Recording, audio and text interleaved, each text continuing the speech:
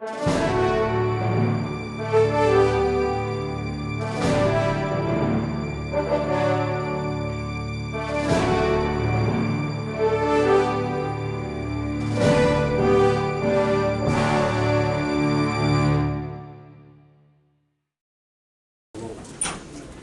good morning, everyone. Good morning. It is a pleasure to be here. This is my first time at the Maryland Workforce Association Conference. So I want y'all to give me a big old welcome. Make me feel like I'm part of the family. Excited to be here. I want to start off by saying, again, for those who are in the back, I apologize for the seat situation. But here's the way to resolve this. Make sure on your evaluation you say, make Coach D the keynoter next year. And there'll be plenty of seats. All right? So, but I want to start right off because I have a lot of information I want to share. This is not a speech nor a lecture. It is a strategy session. We're going to give you some strategies. But I think it's always important to let people know why you do what you do.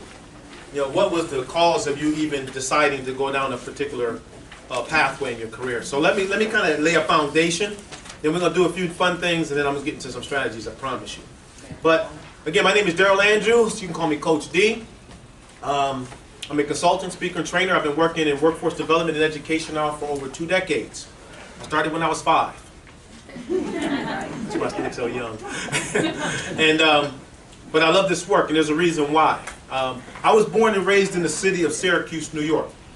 I was raised by a single mother on the public welfare system. My father left home when I was 1 month old, leaving my mother with the responsibility of raising 2 boys on her own with an 8th grade education. In my family, we had a 100% middle school dropout rate, which means nobody made it past the 8th grade. So we lived in abject poverty in Syracuse. I mean, when I worked with the youth, I always asked them a question, how many of you ever received gifts for Christmas? And they all put their hands up. I said, there's been several Christmases we didn't get a gift. It was very difficult. But I had one person in my family that said, enough is enough. How many know sometimes you just got to say enough is enough? Enough is enough. One person that said that this tide is about to change. And that one person that changed the course of my destiny by changing the course of their own destiny was my mother. Can we give moms a hand clap, please?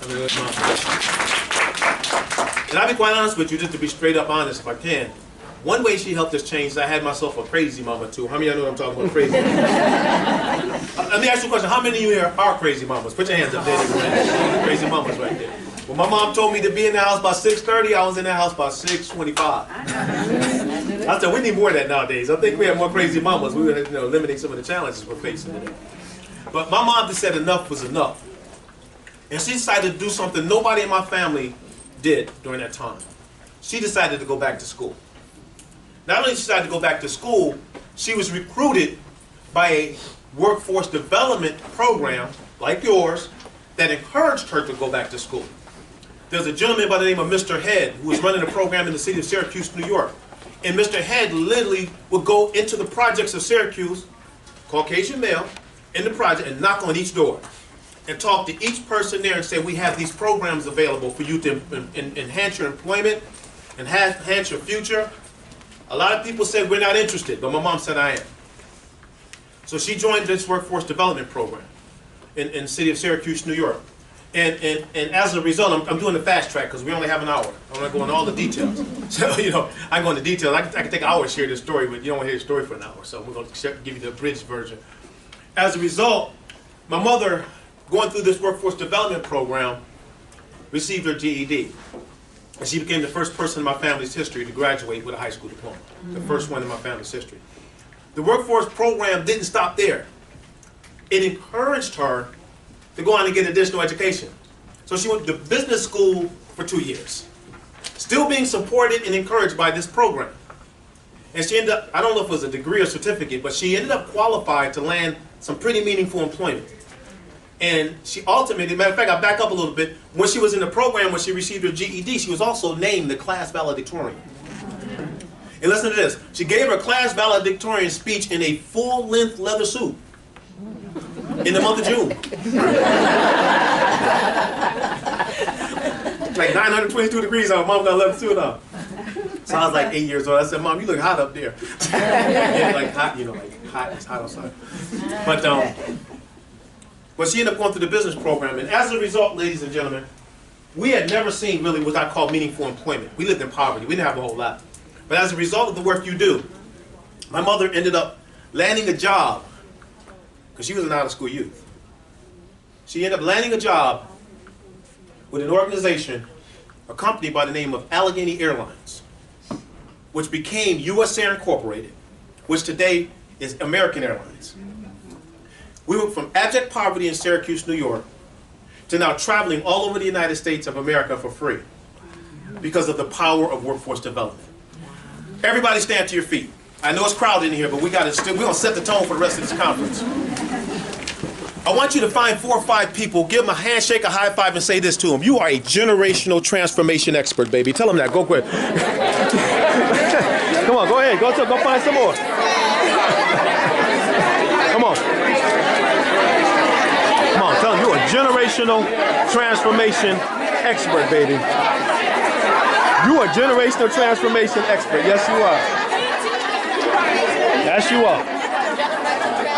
You are a generational transformation expert. That's what you are.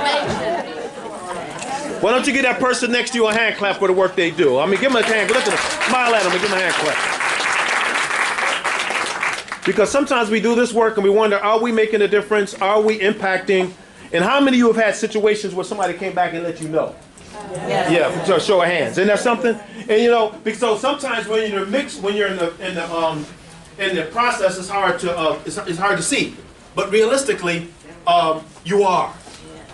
Don't look at the moment. Think you a little earlier as I started this workshop. You know, my background. I would have never imagined as a kid from the projects, you know, that this would be my life. You know, I never imagined that, you know, Fortune 500 corporations would take and fly me down to speak, you know, at their offices like Walmart did on their private jet to speak to 8,000 senior managers worldwide on their one core value they have of striving for excellence.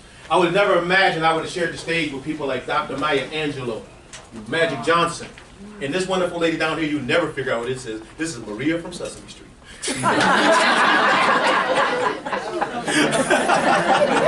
That's the person I was most excited to meet, to be honest with you. I like meeting Dr. Angelo, I like meeting Magic, but when I met Maria, you can see the smile on my face.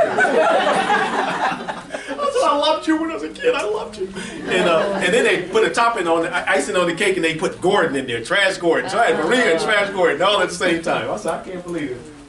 But you know what it is, the bottom line, this simple is, and this is not a bragging thing. I've written 8 books. I just completed my 8th book. It's entitled Winning the Heart of At-Risk Youth. It's going to be released by ASCD, the Association for Supervision and Curriculum Developers, in a few months. I didn't give me a hand. I'm excited about that one. Come on, show me some love. But I think this book is going to have a transformative effect. They said it could potentially be transformed, what do you call it? 25 languages, transposed, something into 35 languages and help organizations all throughout the world. So I just would have never imagined, you know, any of this could have happened. But I recognize, I track it back to what started it. You know what I mean? Sometimes we get into our lives and we think that we're all that and we've done something special, and we forget that if it wasn't for the actions of certain people, we wouldn't be where we are today. You understand what I mean? That's why I tell people, don't get so high and mighty on yourself, because if it wasn't other people, you definitely would not be where you are today. You understand what I mean? So the I understand your work, and think about this as we have this presentation, the generational effect of your work. Because it's easy to look at the moment, especially right now with WIOA, with all the complexities of it. It's not WIA. I mean, I figured that out already. And I used to run a WIA program, and I primarily went after out-of-school youth by design, because I wanted to reach that population.